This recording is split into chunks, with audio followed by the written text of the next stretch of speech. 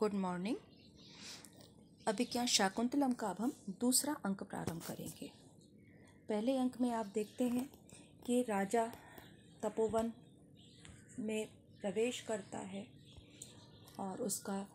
शकुंतला और उसकी सखियों के साथ वार्तालाप होता है। उसी बीच उसकी सेना, क्योंकि काफ़ी समय बीत चुका है तो इसलिए उसकी सेना उसे खोजती हुई तपोवन में प्रवेश कर जाती है और वहाँ पर उत्पात मचा देती है, जिससे वहाँ के जो प्राणी हैं, सन्यासी हैं, वो सावधान हो जाते हैं और राजा भी वहाँ से अपनी सेना को नियंत्रित करने के लिए निकल जाता है। किंतु उसकी जो मनस्थिति है कि वो कहता है कि मेरा यहाँ से मैं जाना नहीं चाहता हूँ, लेकिन फिर भी मेरा शरीर आगे जा रहा है और मेरा मन शकुंतला के पीछे भाग रहा है। और इस प्रकार से विचार करते हुए वो आता है। उधर जब दूसरा अंक प्रारंभ होता है, अब ये यहाँ पर हमें बहुत अच्छी यहाँ पर जैसे हम कहते हैं दिशा निर्देश मिल जाते हैं कि जब प्रारंभ होता है तो ये, क्योंकि यहाँ पर दृश्य बदल गया है, निकल गया, दूसरा दृश्य प्रारंभ हो रहा है, दूसरा अंक भी प्रारंभ हो गया है, तो ये विदूषक के प्रवेश के साथ प्रारंभ होता है। और क्योंकि विदूषक एक सहृदय है, उसका मृगया में या किसी प्रकार की हिंसा में उसकी कोई रुचि नहीं है, और इस प्रकार के जिसे हम कहते हैं खाना बदोश जीवन, तो ऐसे जीवन से, दिनचर्या से उसका मन भर गया है और वो उससे विश्रांति चाहता है। तो वो जो उस अवधि के अंदर वो जिस प्रकार से देखता है कि निरंतर जो है राजा और उसके सैनिक भागते रहते हैं शिकार के पीछे, वन्य पशुओं के पीछे, और ये पकड़ लिया, ये मार दिया, और उस पूरे क्रम के अंदर ना उन्हें खाने का होश है, ना ढंग से खा रहे हैं, कच्चा पक्का जैसा मिला, जैसा समय रहा खा लिया, पानी का कोई स्वाद नहीं है। और इस प्रकार से उसके पश्चात वो देखता है कि क्योंकि राजा ने बताया है, तो यहाँ वो कहता है कि ये पहले ही इस प्रकार का जीवन था, अब राजा ने शकुंतला को और देख लिया, जिससे वो अब यहाँ से जाना ही नहीं चाहते हैं। तो ये सारा वो बातचीत करता हुआ वहाँ पर प्रकट होता है। उधर राजा भी अपने मन में सोच रहा है कि ये ठीक है कि मुझे अभी तक शकुंतला का आश्वासन, या कहना चाहिए शकुंतला की सहमति नहीं मिली है। वो श्लोक है कि ना कामम प्रिया न सुलभाव नस्तु तद्भाव दर्शनाश्वासी। ये ठीक है कि मुझे अभी शकुंतला का से मेरा मिलन नहीं हुआ, लेकिन फिर भी मेरा मन जिस प्रकार के उसके मनोभाव हैं, जिस प्रकार की उसकी भाव भंगिमा है, उससे मेरा मन इस बात की ओर आश्वस्त हो चला है कि वो मुझे अवश्य प्राप्त होगी, या वो मुझे अवश्य स्वीकार करेगी। ठीक है कि कामदेव के असफल होने पर भी दोनों ओर की जो इच्छा है, ये ठीक है कि अभी हमारा शारीरिक मिलन नहीं हुआ, या कहने का तात्पर्य ये कि कामम प्रिया न सुलभा कि हमारा शारीरिक मिलन नहीं हुआ है, लेकिन फिर भी जिस प्रकार क्या उसकी तरफ से मुझे प्रतिक्रिया मिली है, या उसके मुख भंगिमा दिखाई पड़ी है, उसकी जो चेष्टाएं हैं, उससे मेरा मन आश्वस्त हो चला है कि वो मेरे प्रस्ताव को अस्वीकार नहीं करेगी, या वो भी मेरी तरफ आकर्षित है। तो उसके मन में मुझे प्राप्त करने की इच्छा है, इस बात से मेरा मन आश्वस्त हो रहा है। तो भले ही अभी काम सफल नहीं हुआ है, लेकिन फिर भी दोनों ओर जो एक दूसरे को पाने की इच्छा है, वही प्रेम को उत्पन्न करने वाली है। और इस प्रकार वो सोचता हुआ जा रहा है। और उधर क्योंकि विदूषक भी इस दिनचर्या से अत्यंत पीड़ित है, उससे वो ऊब चुका है, तो वो कहता है कि इस प्रकार से मैं थोड़ा सा नाटकीयता लाता हूँ कि ये मृगया से विरत हो जाएं। और मुस्कुराते हुए वो जब आ रहा है, तो वो क्योंकि शकुंतला को प्राप्त करने की इच्छा है, तो उसके मनोभावों का, वो उसकी जो चेष्टा है उसका स्मरण करके सोचता है कि स्निग्धम वीक्षितम अन्यतोपि नयने यत् प्रेरयन्त्यातया यातं यच्चतनितं वयो गुरुतया मंदम विलासादिव मागा इति उपरुध्या यदपि तद असूयम उक्ता सखी सर्वं तत्किल्मत्परायण महो कामी स्वतां पश्यति। कि वो उसके जिस समय वो वहाँ से निकल रहा है और शकुंतला वहाँ पर दुकूल वनस्पति में फंसने का एक प्रकार से नाटक करके, अभिनय करके वो थोड़ी ठहरती है और दुष्यंत की ओर देखती है तो उस पूरे दृश्य को वो याद कर करके उसके मन में एक प्रकार की विह्वलता आ जाती है। उसके प्रति जो एक उसका जो कोमल मन है, उन सारी चेष्टाओं को का स्मरण करके वो मन ही मन प्रफुल्लित होता है, मुदित होता है और उससे वो जो आशय ग्रहण करता है कि स्निग्धम वीक्षितम अन्यतोपि नयने यत् प्रेरयन्त्या तया यातं यच्चनितं वयो गुरुतया मंदम विलासादिव मागा इति उपरुद्धया यदपि तत् असूयम उक्ता सखी सर्वं तत् किल्मत्परायणम अहो कामी स्वतां पश्यति। किस प्रकार से जब वो जा रही थी तो स्निग्धम वीक्षितम अन्यतोपि, अपनी दृष्टि को अन्यत्र प्रसारित करते हुए भी, घुमाते हुए भी, उसके द्वारा जो स्निग्धम वीक्षितम, जो अत्यंत स्नेहपूर्वक मुझे देखा गया, स्निग्ध दृष्टि से देखा गया, उसमें कठोरता नहीं थी, जो स्निग्धता थी वो आत्मीयता थी। तो उस स्निग्ध दृष्टि से जो देखा गया, नितंबयो गुरुतया विलासादि व्यच्चा मंदम गतम, और जो वो धीरे धीरे चल रही थी तो भले ही वो उसके नितंब प्रदेश के गुरु होने के कारण वो धीमे धीमे चल रही थी, परंतु ऐसा लग रहा था कि जैसे वो जानबूझ करके ही धीरे धीरे चल रही है। मागा इति उपरुद्धया सा सखी यद्यपि सा असूयम उक्ता, और जब कहा कि मत जाओ, इस प्रकार से रोके जाने पर उसने अपनी सखी को जो कुछ ईर्ष्यापूर्वक कहा, असूयम, असूयापूर्वक उसने जो कुछ भी कहा, उस सब को सर्वम तत् किल मत परायणम, वो सब कुछ मानो मुझे ही लक्ष्य करके कहा गया, मुझे ही ध्यान में रख करके या मुझे ही सुनाने के लिए या अपने मन स्थिति को बताते हुए, दर्शाते हुए कहा गया। तो जो कुछ भी उसका, भले ही वो सहज व्यवहार हो, वो इसी प्रकार से धीरे चलती हो या इसी प्रकार से बोलती हो, लेकिन मुझे ऐसा प्रतीत होता जान मानो मुझे ही उद्देश्य करके वो सारी बातें कही गई थी, मुझे देखने के लिए ही वो रुक करके उसने प्रेम पूर्वक देखा था। इसी प्रकार से धीरे धीरे गमन कर रही थी, तो मुझे लगा शायद मुझे रुकने की उसकी या वहाँ से जाने की इच्छा नहीं है। इस प्रकार से मुझे प्रतीत हुआ कि वो सउद्देश्य ही वो धीरे धीरे चल रही है। और जब उसकी सखी ने कहा कि मागा इति उपरुद्ध्या, जब उसकी सखी ने उसको रोकने के लिए अभी मत जाओ इस प्रकार से कहा, तो उसने जो कुछ भी उसकी प्रतिक्रिया थी वो असूयापूर्वक, ईर्ष्यापूर्वक उसने जो कुछ भी कहा वो मानो मुझे ही इस लक्ष्य करके कहा गया हो, क्योंकि कामी सर्वत्र स्वयं को ही देखता है। अर्थात हम जब जो कुछ भी अभिप्राय या जो अर्थ लगाना चाहते हैं किसी बात का, तो वो हम अपने ही जो हमारी सीमाएं हैं या जो हम चाहते हैं उसके अनुसार ही उन समस्त व्यवहार का अर्थ ग्रहण कर लेते हैं। संभव है कि वो सारी बातें स्वाभाविक हों, उसमें किसी भी प्रकार का लक्ष्य ना हो, वो इसी प्रकार से व्यवहार करती हो, इसी प्रकार से बोलती हो, धीरे धीरे चलती हो, उसकी दृष्टि में स्नेह होना कोई आश्चर्य की बात नहीं है। किंतु मुझे ऐसा प्रतीत होता है कि मानो वो सब कुछ मुझे ही लक्ष्य करके कह रही थी। तो इस प्रकार से यहाँ पर दुष्यंत उस समस्त चेष्टाओं का, उन अनुभवों का स्मरण करके सोचता है कि नहीं, वो सब कुछ शकुंतला मुझसे आकर्षित होकर के ही, मुझे आकर्षित करने के लिए ही वो इस प्रकार का आचरण कर रही थी। तो यहाँ पर भी स्वभावोक्ति अलंकार है, क्योंकि उसकी चेष्टाओं का वर्णन स्वाभाविक है, जिसका वो यहाँ पर दुष्यंत स्मरण कर रहा है। वो बड़ी स्वाभाविक चेष्टाएं हैं, वो आवश्यक नहीं है, लेकिन वो अपने ही पक्ष में देख रहा है, अपनी दृष्टि से देख रहा है, तो उसे लगता है कि नहीं, शकुंतला भी उसके प्रति आकर्षित है, छंद शार्दुल विक्रीडित है। और इसके पश्चात वो विदूषक जैसे अपने हाथ पैर टेढ़ा करके खड़ा हो जाता है दुष्यंत को आता देख करके, और फिर उन दोनों के बीच जो वार्तालाप होता है तो उसमें विदूषक कहता है कि मेरा तो दौड़ते दौड़ते मेरे तो शरीर में बहुत अधिक दर्द होने लगा है, मेरे हाथ पैर सिकुड़ गए हैं, और आपकी जो मृगया प्रेम है वही इसमें कारण है। तो राजा कहता है कि हाँ, कि ये भी अब मृगया से विराम चाहता है, और मेरा भी मन अब मृगया में नहीं लग रहा है, आखेट में नहीं लग रहा है, क्योंकि जब मैं इन हरिण शावकों पर या यहाँ के जो जीवों पर यदि मैं अपना धनुष चलाऊंगा तो मुझे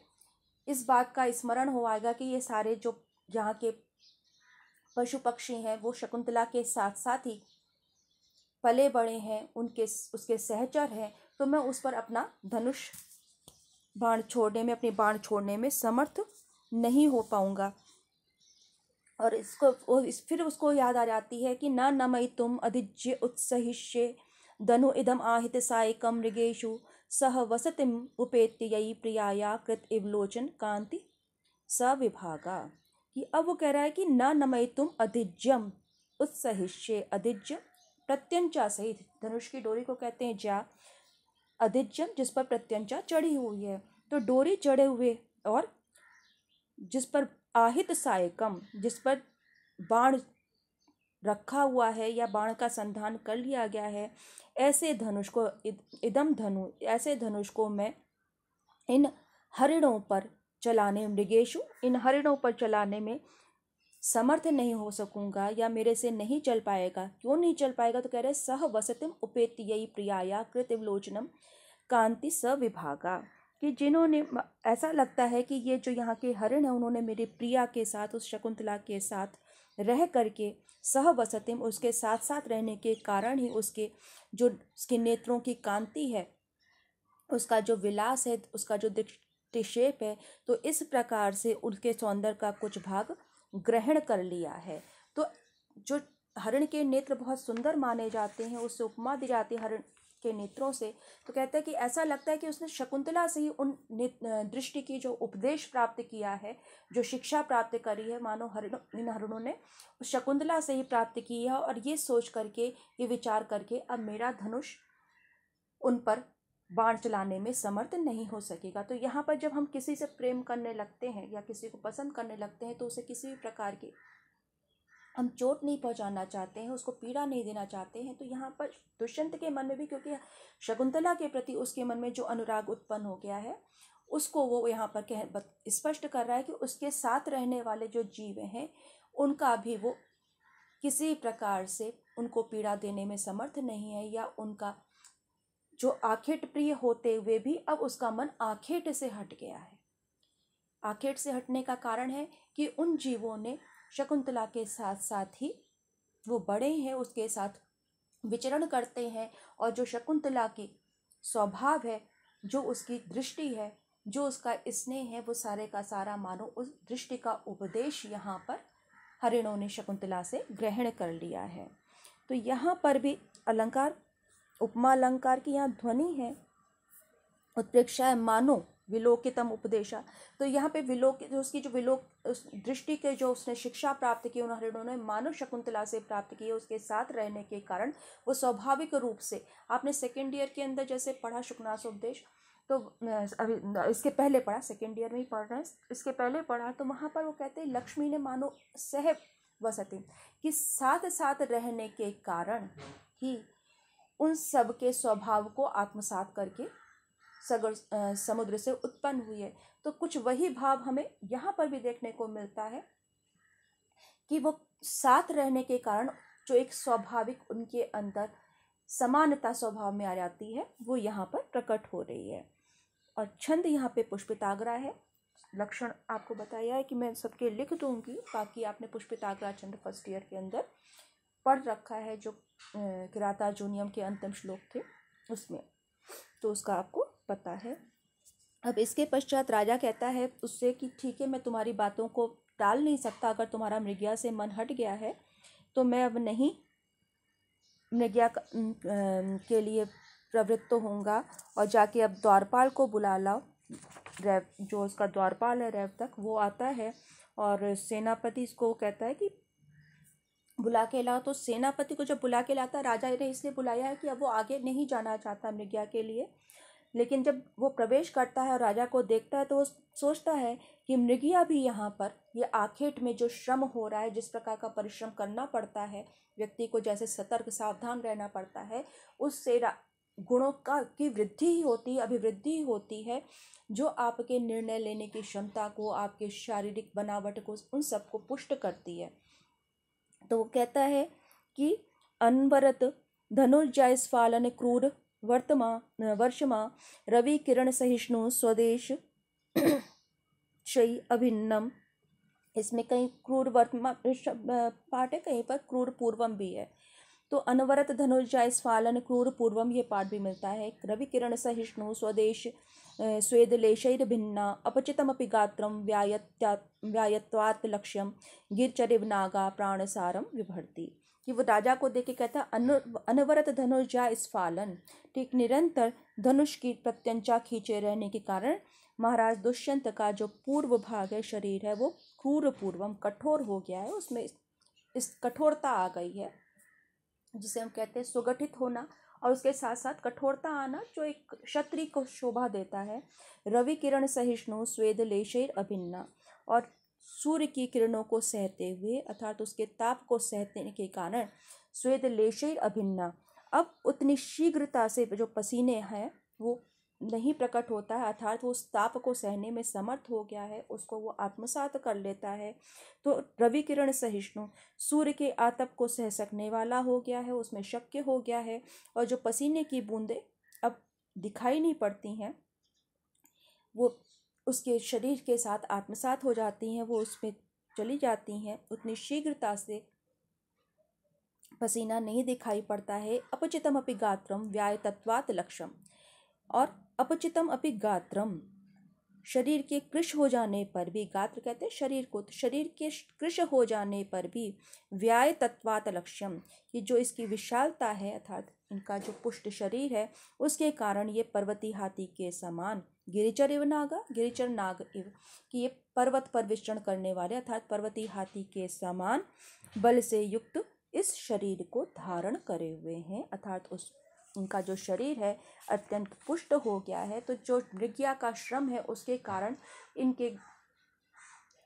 योग्यता में वृद्धि हुई है, सब प्रकार से वो इनका लाभ करने वाला है, और इस प्रकार से मृग्या भी इनके पक्ष में गुणों का आधान करने वाली ही प्रतीत हो रही है। वो निकट जाता है और कहता है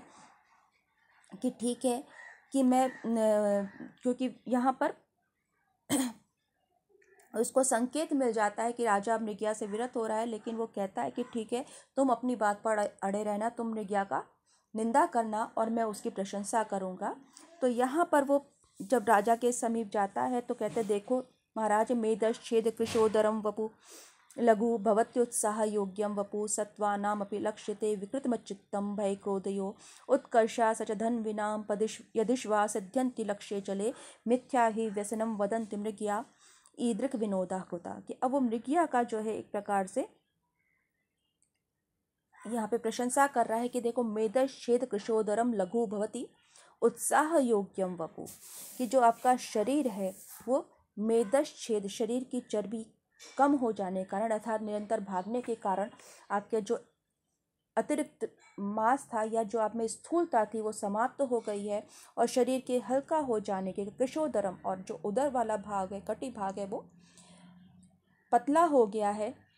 और इस प्रकार से शरीर के हल्का हो जाने के कारण उसमें फुर्ती आ गई, उत्साह योग्यम वपु, उसमें फुर्ती आ गई है, अधिक जो है फुर्तीला हो गया है। सत्वा नाम अपि लक्ष्यते विकृतमच्चित्तम भय क्रोधयो, और उसके साथ साथ क्या बात वो कहता है कि सत्वा नाम भय क्रोधयो, कि जो हिंसक जीव हैं उन हिंसक जीवों के भय क्रोधयो, भय और क्रोध के समय उनका जो चित्त विकृति युक्त होता है, विकृतिमत चित्तम, उनका जो चित्त विकार युक्त हो जाता है, ऐसे जीवों पर भी आपका जो लक्ष्य है वो सिद्ध हो गया है, चल जाता है, उसका आपको ज्ञान हो जाता है। तो उस विकार युक्त चित्त का ज्ञान हो जाता है कि उनकी दृष्टि से आप ये भाप लेते हैं कि कब उनके अंदर भय प्रकट हो रहा है और कब क्रोध आ रहा है। तो आपके जो ये इस प्रकार का जो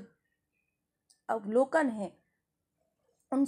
हिंसक जीवों का व्यवहार जो होता है उसके द्वारा आपकी जो प्रतिभा है, आपकी बुद्धि भी तीक्ष्ण हो रही है कि आप बहुत शीघ्रता से सामने वाले व्यक्ति के मन का जो भाव है उसके मनोभावों को पढ़ने में समर्थ हो जाते हैं कि अब वो क्या इसके बाद उसकी प्रतिक्रिया होगी। उत्कर्षा सच धन विनाम यदिश्वा सिद्ध्यन्ति लक्ष्ये चले, और इतना ही नहीं, धनुर्धारियों के लिए तो धन विनाम, कि आपका जो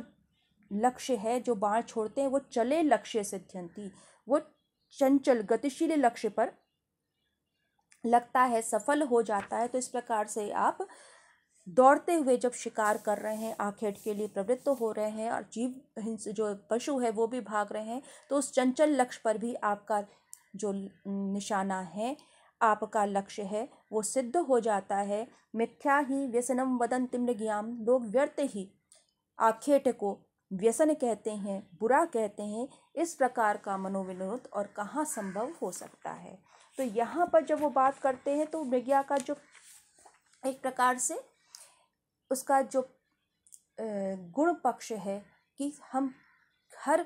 बुरी चीज़ में भी जिसे बुरा कहा जाता है उसमें भी हम किस प्रकार से गुण देख लें, और दूसरे साथ साथ राजा के जो अनुवर्ती हैं, अनुचर हैं, चाहे उसके सेनापति हों, वो किस प्रकार से अपने राजा को खुश रखना चाहते हैं। वो नहीं चाहते कि राजा का उत्साह किसी प्रकार से कम हो। तो यदि उसको मंदोत्साह देख रहे हैं तो उसमें उत्साह का संचार करने के लिए वो आखेट की जो प्रशंसा कर रहा है और उसके क्या लाभ हैं उसको यहाँ पे गिना रहा है। अब यहाँ पर फिर हमें शुकनासोपदेश का ध्यान करना चाहिए कि वहाँ पे युद्ध क्रीड़ा का या राजा का जो है वो किस प्रकार से उसके अंदर जो व्यसन कहे जाते हैं उसमें एक एक को वो गुण पक्ष में आरोपित करता है। यहाँ पे इसी प्रकार से मृग्या का जो गुण पक्ष है उसको दिखाया गया है कि भागने के कारण शरीर हल्का हो जाता है, फुर्तीला हो जाता है। चंचल लक्ष्य पर आपके बाण छोड़ते हो तो आपका स्थिर लक्ष्य तो सभी चला लेते हैं, लेकिन यहाँ चंचल लक्ष्य पर, तो यानी युद्ध में जब जाना है तो वहाँ कोई खड़ा नहीं रहेगा आपसे, तो उस चंचल लक्ष्य पर भी आपके जो है बाण सिद्ध हो रहे हैं।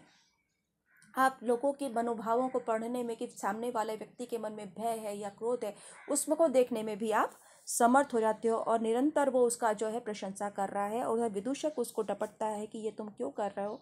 तो राजा कहता है कि नहीं, अब ठीक है, हम आपकी बात सब सही है, लेकिन हम क्योंकि तपोवन के निकट है तो अब मृग्या में प्रवृत्त होना उचित नहीं होगा, इसलिए मैं अब नहीं उससे विरत होना चाहता हूँ। इस समय मृग्या का मैं अभिनंदन नहीं कर सकता हूँ, तो आप भी विश्राम करिए। और विश्रांति के लिए वो कहता है यहाँ पे कि गाहन्ताम महिषा निपान सलिलम श्रृंगै मुहुस्ताडितम छायाबद्ध कदम्बकम मृगकुलम रोमंथम अभ्यस्यतु विश्रब्धै क्रियताम वराहपतिभिः मुमुक्षा मुस्ताक्षति पल्वले विश्रामम लभताम इदम च शिथिल ज्याबंधम अस्मत् धनु। तो अब वो कह रहा है कि नहीं, हम तपोवन के निकट है, तो अब आप इन जो आपके रथ के घोड़े हैं और अंत जो पशु हमारी जो सेना साथ में आ रही है उन सबको अब थोड़ी विश्रांति दीजिए। तो इसलिए वो जो एक स्वाभाविक दृश्य होता है कि वो पशु अपनी स्वाभाविक अवस्था में किस प्रकार से क्रीड़ा करते हैं, उनकी क्या किस प्रकार से व्यवहार करते, कहते गाहन्ताम महिषा निपान सलिलम श्रृंगै मुहुस्ताडितम, कि इन जो भैंसे हैं उनको श्रृंगै मुहुस्ताडितम बार बार अपने श्रृंगों से बार बार जलाशय को हिलाते हुए वो जल में स्नान कर, अर्थात जो उनकी स्वाभाविक क्रीड़ा है कि वो अपने सींगों से जल को उछालते हैं और उसमें स्नान करते हैं। तो ये जो जंगली भैंसे हैं उनको जलाशय को में अपने सींगों से उस जल को हिला हिला करके उनको स्नान करने दिया जाए। छायाबद्ध कदम्बकम मृगकुलम रोमंथम अभ्यस्यतु, और जो मृग हैं वो अपने समूह बना करके किसी वनस्पति उसके वृक्ष के नीचे छायाबद्ध कदम्बकम, तो वो उस छाया में बैठ करके किसी वृक्ष की छाया में इकट्ठे होकर के रोमंथम अभ्यस्यतु, रोमंथम अर्थात वो उसकी जुगाली करे, जो उनकी एक स्वाभाविक क्रिया है उस क्रिया में वो अब लगे। उनको के मन में किसी प्रकार का भय नहीं हो, उनके मन में किसी प्रकार से ये नहीं हो कि मुझे अपने प्राण बचाने, तो वो उनको अपनी स्वाभाविक क्रिया करने दी जाए। विश्रब्धै क्रीताम वराहपतिभिः मुस्ताक्षति पल्वले, और जो वराहपति हैं, जो शूकर हैं, उन सुअरों का जो झुंड है, वराहपतिभिः मुस्ताक्षति पल्वले, वो छोटे छोटे तालाबों में से जो नागर मोथे की जड़ है, मुस्ताक्षति पल्वले, पल्वल कहते हैं छोटे तालाब को, तो वो वहाँ से अपने वो नागर मोथे की जड़ को खोदें और मेरा भी जो विश्रामम लभताम इदम च शिथिल ज्या बंधम अस्मत् धनु, हमारा जो अस्मत् धनु, हमारा जो ये धनुष है उसकी ज्या अर्थात प्रत्यंचा ढीली हो गई है, वो भी अब विश्राम करे। तो यहाँ पर सब एक विश्रांति का भाव वो चाहता है और सेनापति को आदेश देता है कि अब सबको अपनी अपनी स्वाभाविक क्रियाएं करने दी जाएं, और जो जिसकी जो अपने विश्रांति का उसको जिस प्रकार से आनंद मिलता है जिस कार्य को करके, उसको वो कार्य करने दिया जाए। और हमारी जो धनुष है वो भी अब थोड़ा सा विश्राम चाहता है, निरंतर प्रत्यंचा चढ़ी हुई है, उसकी डोरी चढ़ी हुई है धनुष पर, तो अब उसको मैंने ढीला कर दिया है, क्योंकि जब वो वहाँ पे प्रवेश करता है उस समय आपको ध्यान है कि जो सन्यासी हैं वो कहते हैं कि अपने धनुष को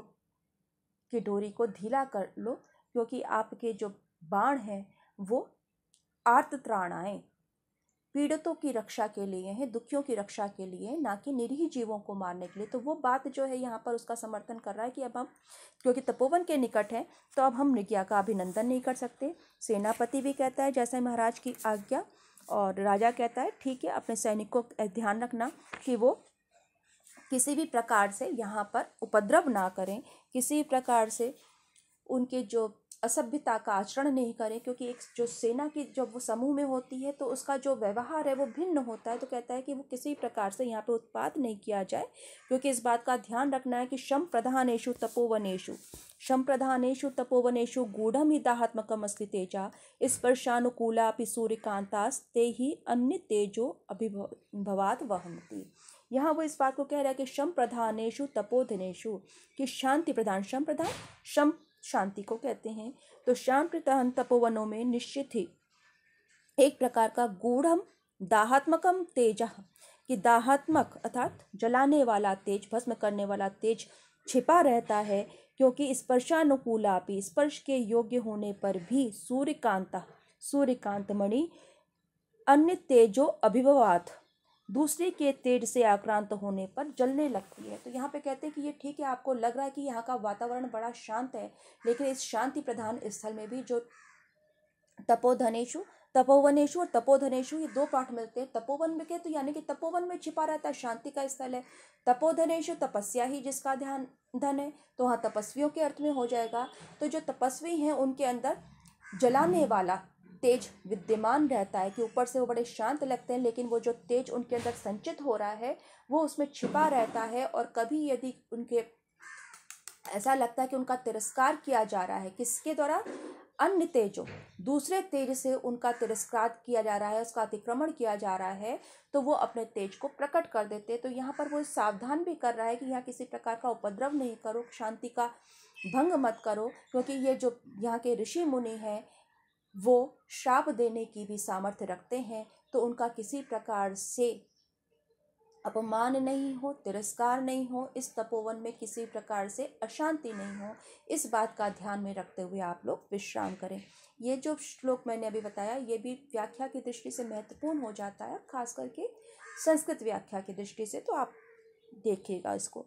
और उसके पश्चात सेनापति आज्ञा लेके वहाँ से चला जाता है, विदूषक भी शांत हो जाता है, और निकलने के पश्चात विदूषक कहता है ठीक है, अब सारा जो है यहाँ पे शांति हो गई है। और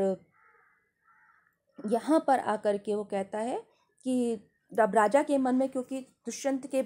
शकुंतला के बारे में कुछ बताने की इच्छा है, तो वो कहता है कि तुम्हारे नेत्र जो हैं वो, क्योंकि तुमने उस सौंदर्य का दर्शन नहीं किया है, इसलिए निष्फल हैं। और इस क्रम में अब हम आगे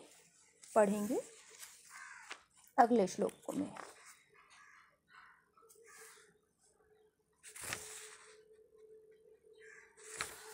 कि इसके साथ साथ वो ये भी कहता है कि शकुंतला ऐसा लगता है कि मानो अप्सरा से जो उसकी उत्पत्ति है वो ऐसा लगता है कि नवमालिका का पुष्प जो है वो मदार, यानी कि जिसे बड़ा ही हम कहते हैं कि अपने आप उग जाता है, जंगली फूल है, तो उसके ऊपर टूट करके गिर पड़ा है। तो अब हम इसके आगे की जो क्रम है उसको अब कल पढ़ेंगे।